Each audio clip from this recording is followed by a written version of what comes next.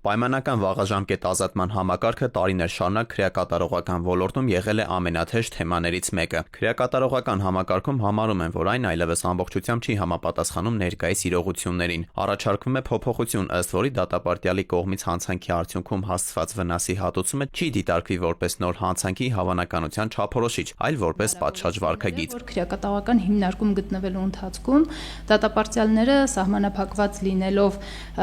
տարածական եւ մյուս բոլոր իմաստներով չեն կարողանում իրապես ունենալ այնպիսի աշխատանք, որի արկայության պայմաններում հնարավորություն կունենան վճարել իրենց կողմից կատարված հանցագործության պատճառված վնասը։ Կարող է դատապարտյալի վրա դատարանի կողմից դրվել պարտավորություն,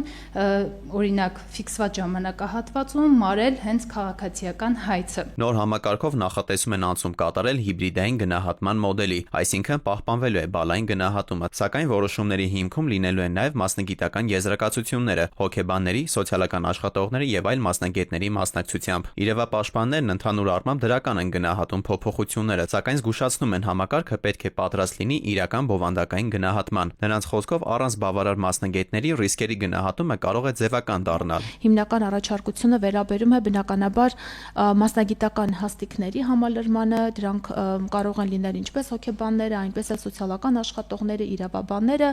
այնպես էլ այդ մասնագետների մասնագիտական պատրաստվածության բարձրացմանը։ Քրեակատարողական ծառայությունից վստահեցնում են, թե արդեն ներդրվել են ռիսկերի եւ կարիքների գնահատման գործիքակազմեր, իսկ որոշ հիմնարկներում փորձարկվում են վերասոցիալականացման անհատական ծրագրեր։ Նոր հայեցակարգի հիմնական գաղափարախոսությունը կայանում է նրանում, որ դատապարտյալին պայմանական վաղաժամկետ ազատման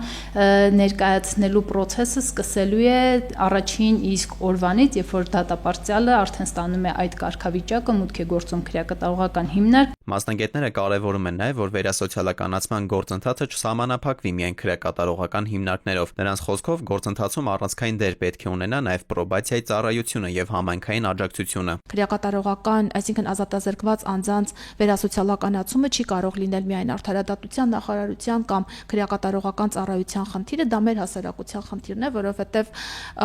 հանցագործություն չկատարելու